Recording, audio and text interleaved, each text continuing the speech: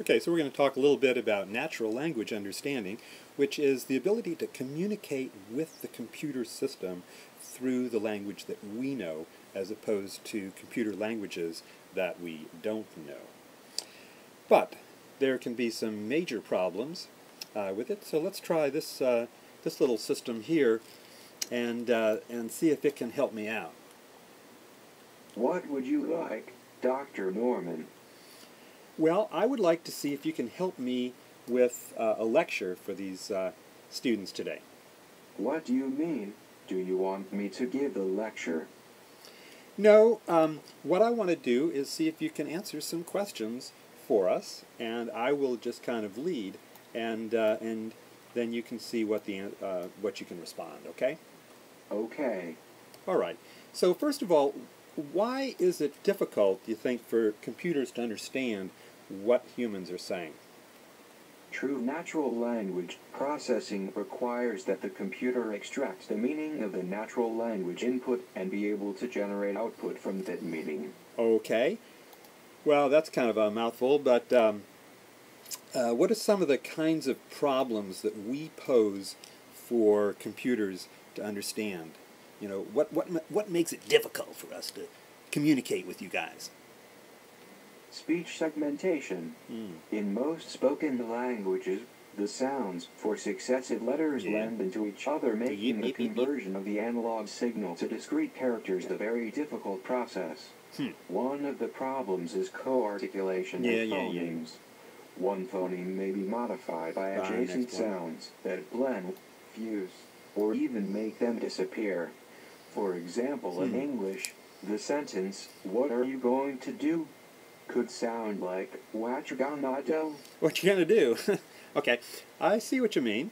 And what about some other things of the way in which text is understood when you're reading it? Text segmentation. Today we take for granted spaces between words, but it isn't always the case that words were demarcated by spaces and punctuation. Try parsing the following. In the beginning was word, and this word was weaker than word was God. Gosh, did those guys have to read it like that with no spaces? There wasn't any room for spaces, huh? Right. Okay, well, what's another problem that you guys have? Word sense disambiguation. Many words have more than one meaning. The natural language system has to select the meaning, which makes the most sense in the context. Okay, so something like hit. If I said, you know, I want to hit the computer, or that was a big hit, it was a great record, or something like that. So things can just mean different things, and it's the context, right? Right. Okay, well, what else? What are some other problems that you guys have? Syntactic ambiguity. Oh, syntactic ambiguity. Often the grammar of natural languages utterances is ambiguous. There may be multiple ways to parse a given sentence. Yep.